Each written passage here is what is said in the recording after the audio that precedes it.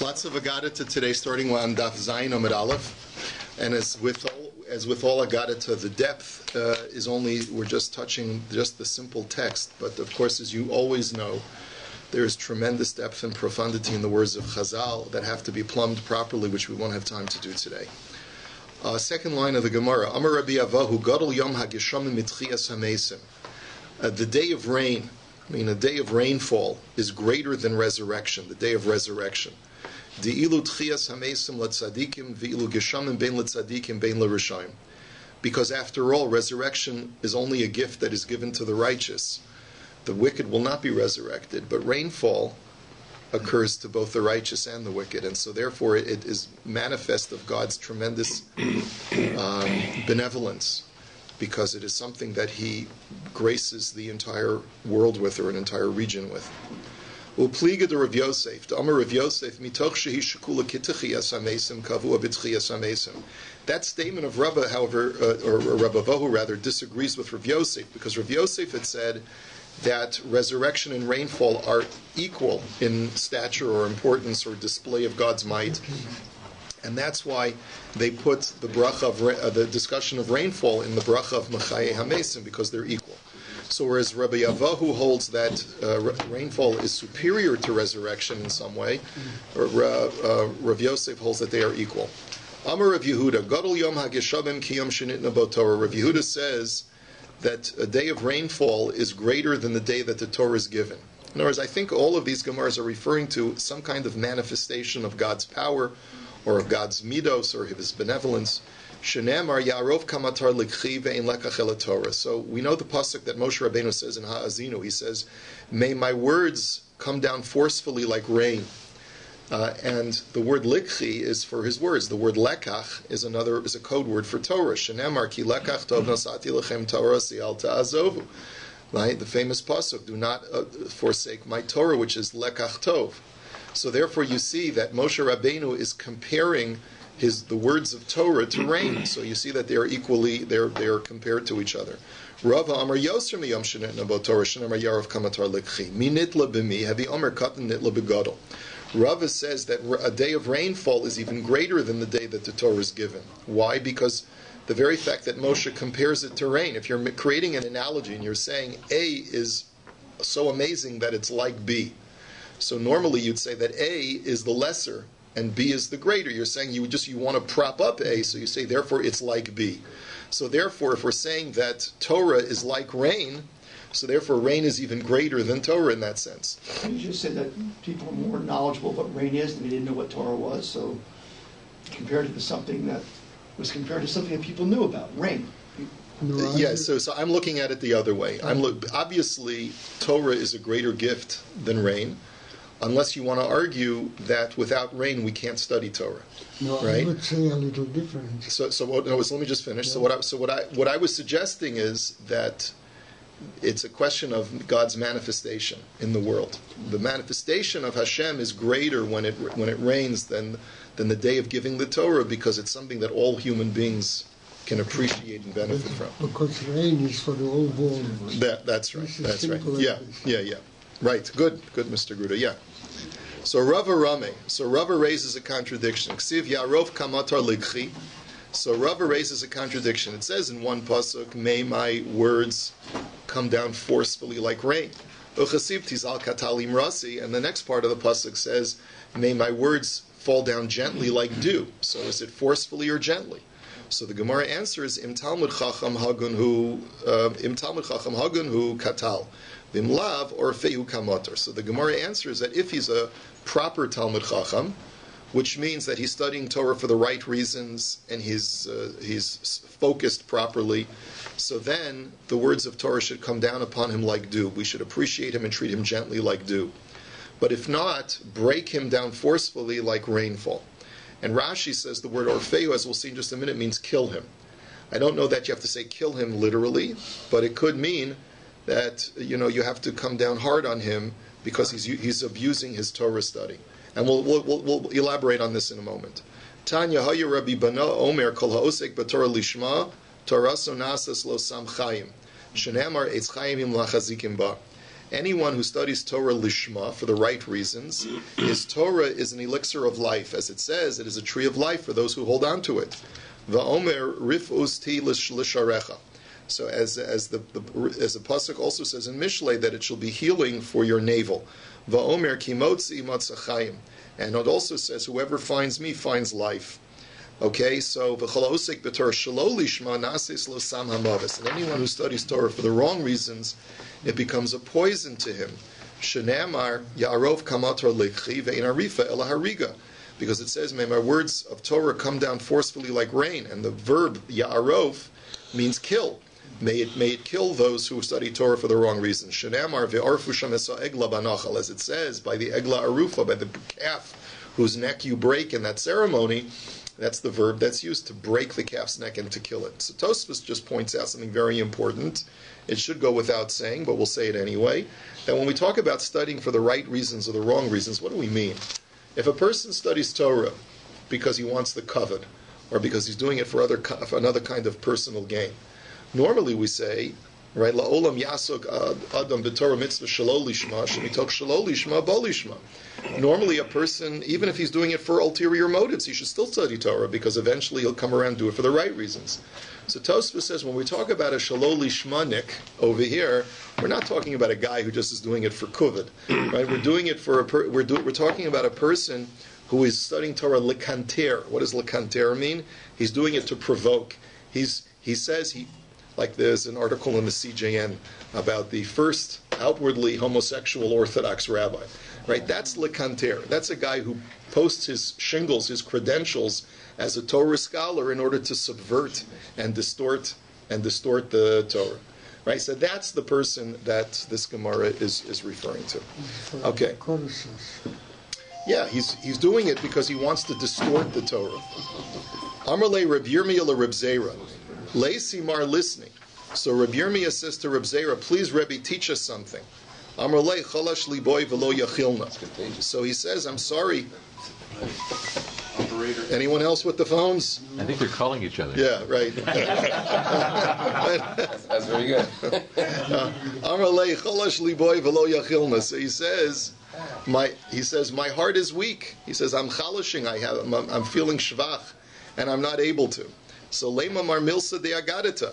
So then he says, okay, so Rebbe, if you can't teach us something that requires a deep thought, so please teach us agadita.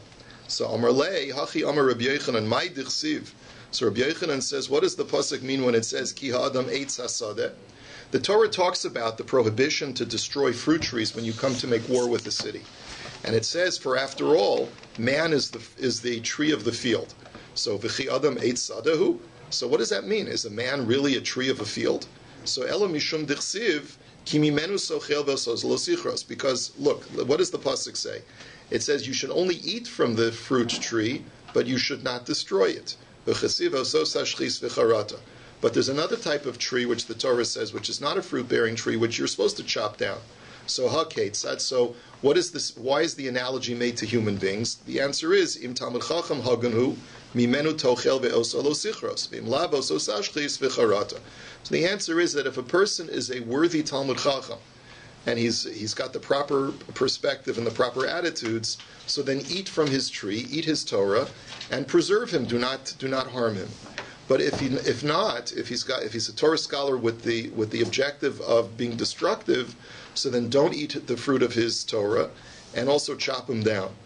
And Tosfos also points out that there are certain exceptions to that rule as well. There are sometimes that there are heretical Talmidei Chachamim, and we find that people like Rabbi Meir did study from Acher, even though he was a heretic. So the Gemara is really referring to people who were not on the caliber of Rabbi Meir. If you're like a Rebbe Meir and you know how to take the fruit and leave the chaff, leave the waste product, so then you can learn even from a heretical rabbi. But for the most of us, for the Hamon, that's not going to work. The Amar Rabbi Chama b'Rebbi Chanina mai dichsiv barzel bebarzel yachad. What does the pasuk mean when it says iron against iron together?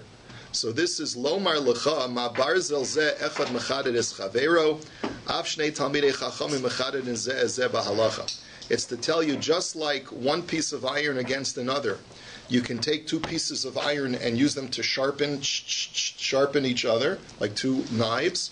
So too, two Talmidei Chachamim sharpen each other with their acumen through dialectical discussion. Amar Rabba bar Chana, Lama nimshlu divrei Torah ke'esh. Why are the words of Torah compared to fire? Shenamar haloko devarai ka'esh num Hashem. As the pasuk says, my words are like fire, says Hashem. Lomar lecha ma esh eno dolek yechidi. Av divrei Torah ein miskaymin biyechidis. To teach you that just like if you just have one little piece of wood, it's not going to ignite properly. It's not going to be worth the fire, right? You need a few pieces of wood in order to create a significant fire. So too, you need words of Torah to be studied together in a group in order for the words to be fulfilled. And that's why we can understand this other pasuk from Yirmiyah, which says a sword on the badim, on the individuals, and they are lost. What do those words mean? That a sword should be placed upon the enemies of Talmidei Chachamim. That's a euphemism for Talmidei Chachamim themselves. A sword should be placed on a Torah scholar who studies individually and does not take advantage of learning with others to sharpen his acumen. Velo od eloshim. And not only that, but if someone studies by himself without learning with others, he'll become more foolish. Shenamar v'noalu, because the pasuk says they all were lost, which is another term for losing your wisdom. V'lo od elashe chotin. Not only that, but the word v'noalu also means they'll become sinful. Ksiv hacha v'noalu, ksiv hasam asher no'alnu b'asher chaton. Just like we saw it in Parsha Shlach, it says that over here it says v'noalu, and the word no'alnu is what Moshe Rabbeinu says to Hashem: we have sinned. We have sinned with the sin of the spies. So you see that it's a term of sin. Or you can learn it out from the pasuk of Noalu Sarei Tzoan V'Goimer V'Hisu Es Mitzrayim. There's a pasuk, I believe it's in Menachem, or the Yeshaya, that the officers of Tzoan have been Noel and they have caused Egypt to sin. So you see that there's an association between the word Noalu and sin. Amar of Nachum bar Yitzchak, Lama nimshalu divrei Torah ke'etz. Why are the words of Torah compared to wood? Shenamar eitz Chaim ilamachazikim, as it says, it's a tree of life. Lomar lecha ma eitz katan madlik es hagadol af talmidei chachamim ketana mechadedim es hagdolim. This is to teach you that just like you need a small piece of kindling to ignite a large log of wood, so too a student will sometimes provoke through his questions the master, the teacher, and make him wiser. And that's why it's always very important for a scholar to be able to be attendant to his students and allow them to speak and ask questions so that it'll help make the scholar wiser. V'hainu damar Rabbi Chanina, and this is the famous saying of Rabbi Chanina, Harbe lomadati me rabboisai, o me chaverai yoser me rabboisai, u mi talmidai yoser mi kulan. I learned a lot from my teachers. I learned even more from my colleagues, but I learned the most from my students. Rabbi Chanina bar Papa Ramek. Yes. Go ahead. Rabbi Chanina bar Papa Ramek. Siv likras tzamei hatoyumayim. So one pasuk says that you need to go out and to the thirsty person and bring him water. But there's another pasuk that says, Uchasiv, Hoi kol samei l'chulamayim. The other pasuk says, whoever's thirsty, the thirsty person has to go to the water. So which one is it? Do you bring the water to the thirsty person, or do you bring the thirsty person to the water? So do you bring the mountain to Muhammad, or the Mahabit to the mountain? So im talmud, if you'll excuse the metaphor, im talmud haganhu likras tzamei hatayumayim v'ilo ha'ikol tzamei l'chulamayim. So if he's a proper student, which means that he's a student who shows tremendous promise and he's serious and he takes the Torah study seriously, so then the Rebbe should go to the student. Wow, very powerful statement. The Rebbe should not wait for his kavod that the student should come to him. The Rebbe has to go to the student and seek him out. But if the student is not interested, right, so then the student should come to the Rebbe. In other words, the Rebbe should not make himself into a shmata if he sees the kid. What? The student will never come. He may never come, but the point is that don't think that by you trying to appease the kid, it's going to help. It's not going to help. Rabbi Chanina bar Chama Ramik Siv Yafotzu Ma'inosecha Chutz Siv Yulacha Levadecha. So again, we have a contradiction. One part of the pasuk says anyone who's it says, one second, your wellsprings should spread out into the streets, and another pasuk in Mishlei right afterwards says that they should belong to you alone. So which one is it? Do you spread out or do you stay alone to yourself? So im talmud haganhu yafutzim ayno sechachutza v'im lav yulach alavadecha. Same thing. That if he's a proper student, so then share with him as much as you can.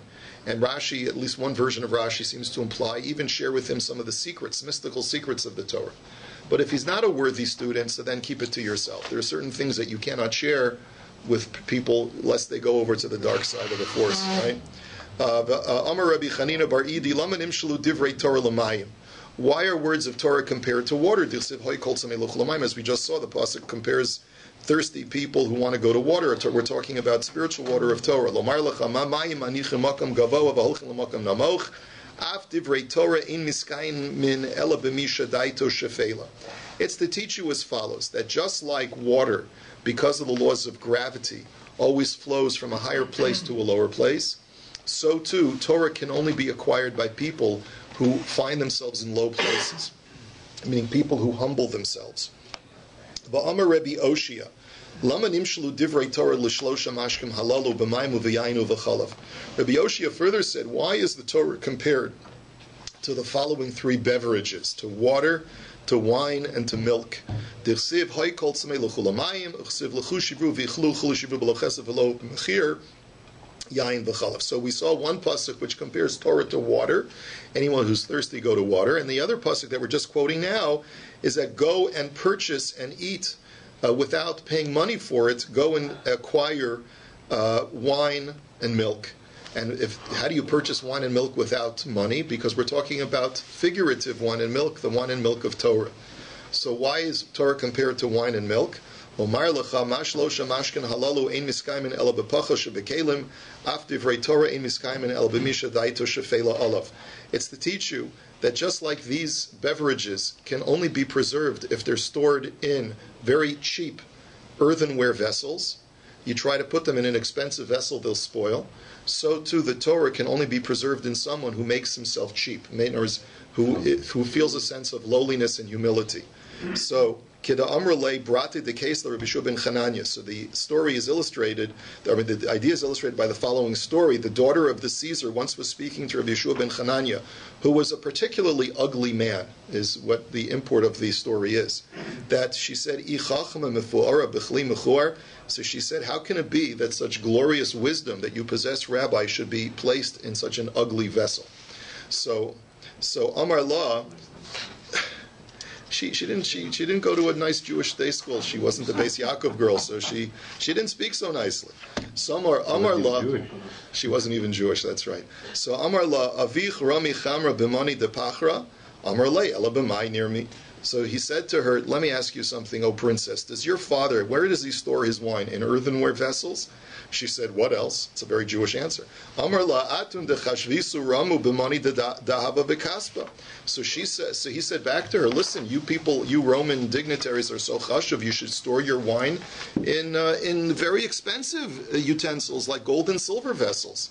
So she thought, hey, that makes sense. So Azla v'amar le'le'avu harami l'chamra b'mani dahava v'kaspa v'takif.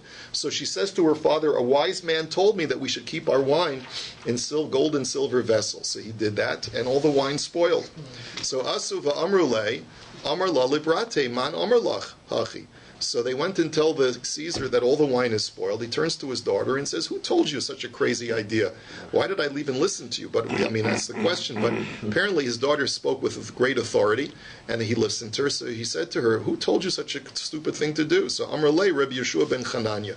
So he's told him it's the rabbi. So Karyuhu Amar Le, Amai Amrat La Hachi. So he said to Rabbi Yeshua, he said to him, why did you tell my daughter such a terrible thing to do? So Amar Le ki eichid Amar Li.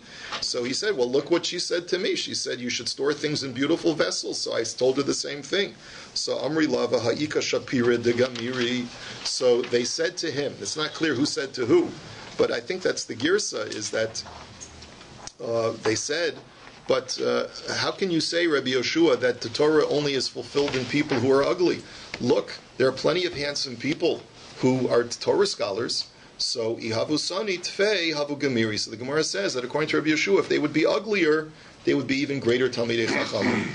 So the next time someone calls you ugly, you should say thank you. So, anyway.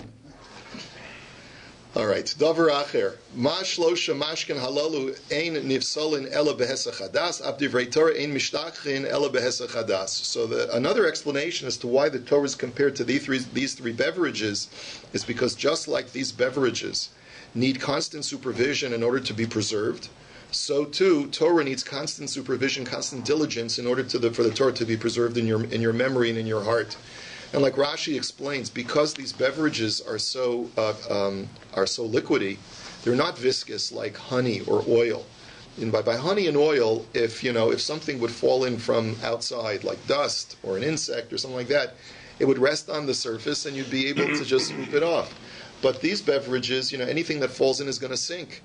And so you need to make sure that it's always protected, it's always covered, otherwise it's going to spoil. So the same thing is true with Torah, you got to always be watching over it.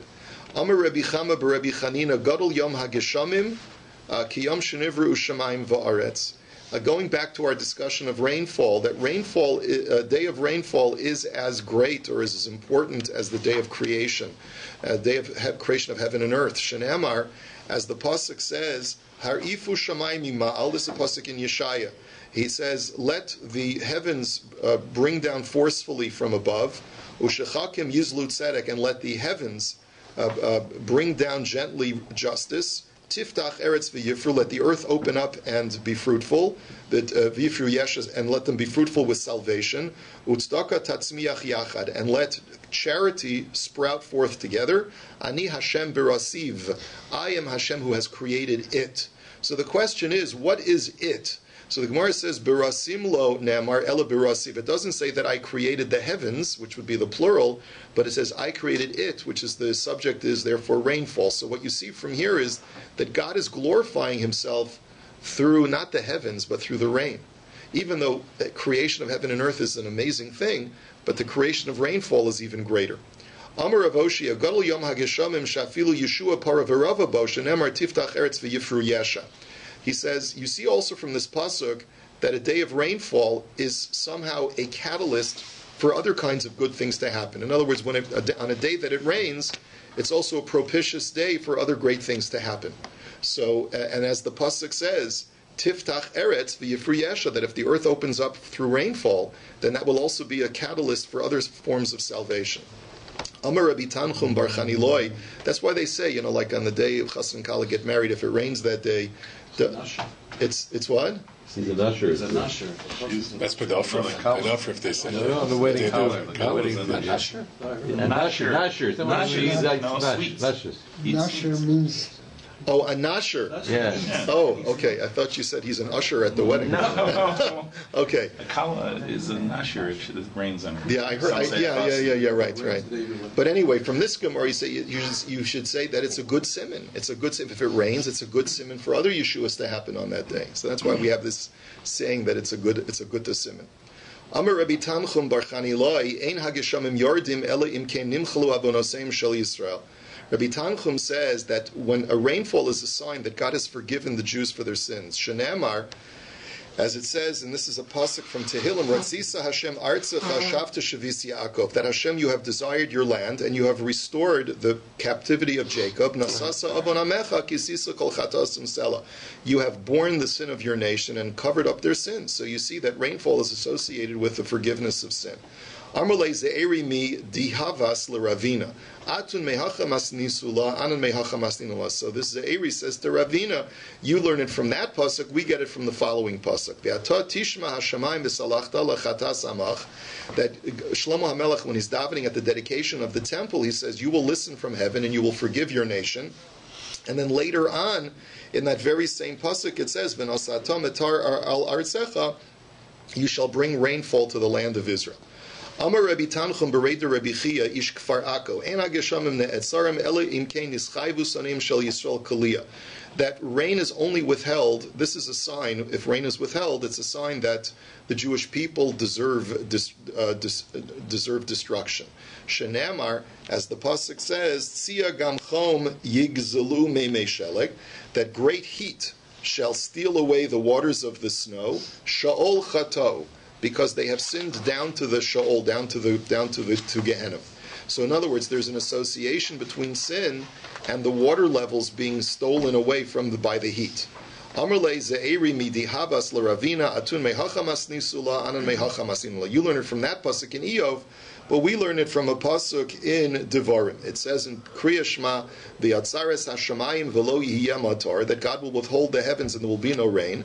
Va'avadetem mehera, and then you will be lost. So me'al ha'aretz hatova, that basically Hashem is associating the destruction of the Jewish people from the land to the withholding of rainfall. Amar Rav Chizda ein hageshamim ne'etzarim ela bishvil bittul trumos u'maisros. So Rav Chizda says that rain is withheld because people did not tithe properly. Shenemar tzia gam chom yigzelu meimei shelek. As it says, the great heat will steal the waters of the snow.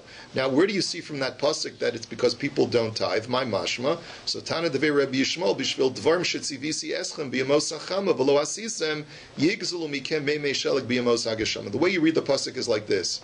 God gave us things to do during the summer months. We're supposed to tithe all of our produce during the times of the harvest. But because you didn't do what you were supposed to do during the heat season, therefore the waters of the snow in the winter season will be stolen away from you. And that's why you'll be deprived of water. Amr Shimon ben Pazi, ein hageshamim ne'etzarim ela bishvil mesapre lashon hara. That rain is withheld only because people speak lashon hara. Shenemar ruach tzafon techolel geshem upanim nizamim lashon saser. That a northern wind, we know from other sources that the northern wind blows away the clouds, and that will cause the rain to stop. And upanim nizamim lashon saser. That angry faces, I guess, are as a result of a secret tongue. So the pasuk is associating a secret tongue, a person who speaks lashon hara, with the withholding of the rain clouds. Amar of Sala, Amar of Hamnuna, ein hageshamim ne'etzarim ela bishvil azepanim. As he says that rain is only withheld because of impudence, because of chutzpah, dika people. Shenemar, as it says in the pasuk, and this pasuk is in Yirmiyah, Vayimana u'revivim u'malkosh, that there will be a withholding of the rains, lo haya, there will be none, u'meitzach isha zona hayalach me'ante hikalem, and you possess the impudent forehead of a licentious woman because you refuse to be ashamed. So therefore you see that there's an association between chutzpah and withholding of rain. The Amar of Sala, Amar of Hamnuna, Kol Adam Sheish Lo Azus Panim Sof Nichshal Ba'avera. From that very same pasuk, you also see that if a person has Azus Panim, then eventually he'll sin with a licentious woman. Shenemar Umetzach Isha Zona Hayalach, as it says in the connection to a person who refuses to be ashamed, that you'll have the forehead of an Isha Zona. Rav Nachman Amar Biyadua Shenichshal Ba'avera Shenemar Hayalach V'lo Nemar Yiyalach. Not only will he sin, but you can be assured that if a person has chutzpah, that's a sign that he already has sinned, because he doesn't care anymore. He's got this impudence about him. So therefore you see that, because it says in the pasuk that you had already, and that's why, and because of the association with the zona. And it doesn't say that you will be with an Isha zona, but rather that you've already been with an Isha zona. Amar Rabba Baravuna, Kol Adam Sheish Lo Azus Panim Mutar Likros Rasha. A very surprising Gemara. One has to contemplate whether this is halacha l'maisa or not. But if a person has Azus Panim, you're allowed to call him a Rasha even to his face, which is another girsa. Shenamar. So it says Ha'oz Ish Rasha. I'm sorry. Let me just Ha'ez Ish Rasha Befanav. That you should be impudent to a wicked person to his face, which the way the Gemara is understanding it means that if a person is impudent, call him a rasha to his face. Rav Nachman bar Yitzchak Amar Mutar L'Sanoso Shenemar, you're even allowed to hate him. And here you have to do a little bit of acrobatics with the language of the pasuk. It says that because it says Va'oz Panav Yishuneh.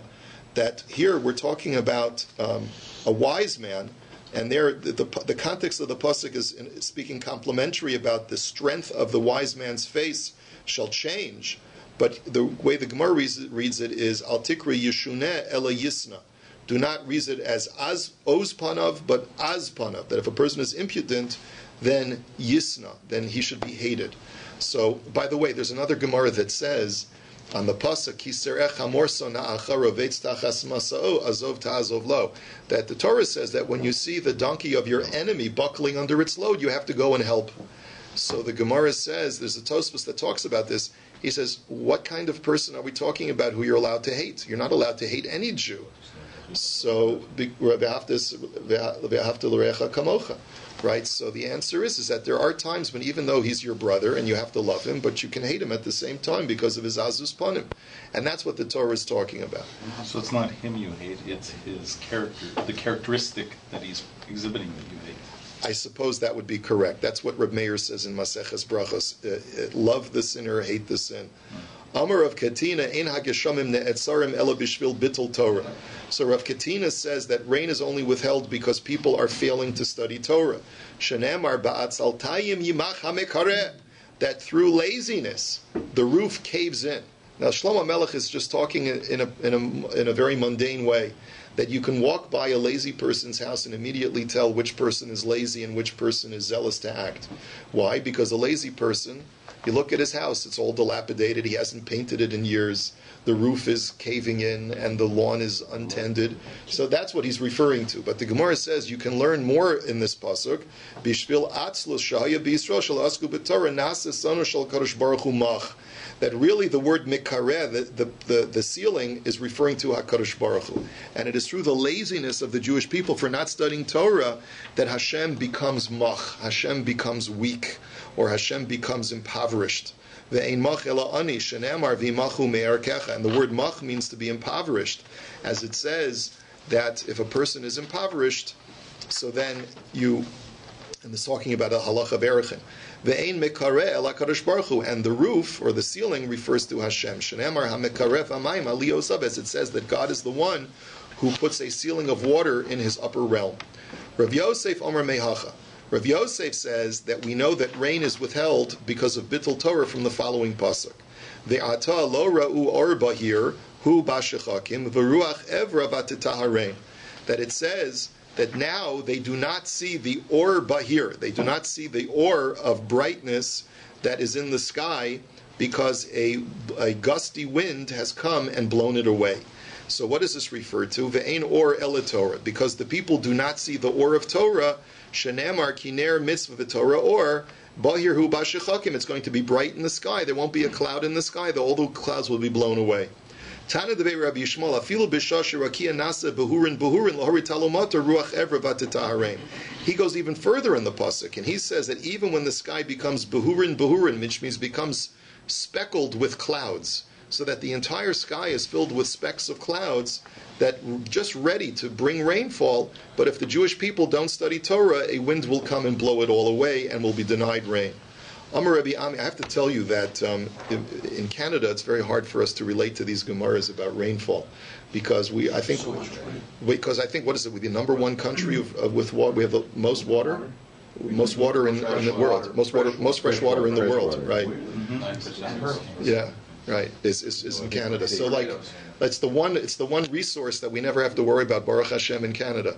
But if you live in the Middle East or Southern California, right, then you can really relate to this, because drought is a perennial issue in these desert regions. So that's where this is being written in the Middle East.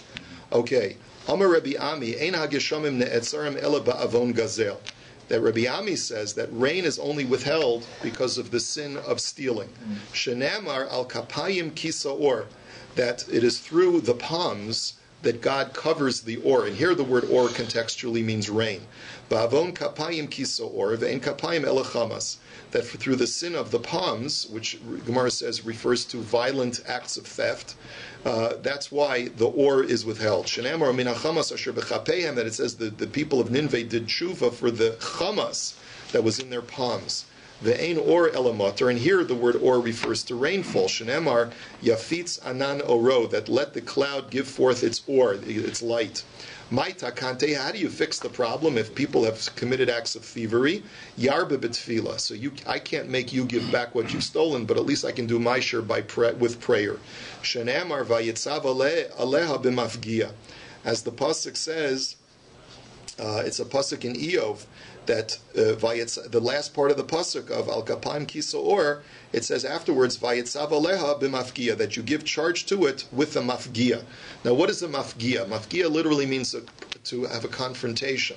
So ve'ein pegia el tefillah means the confrontation of prayer.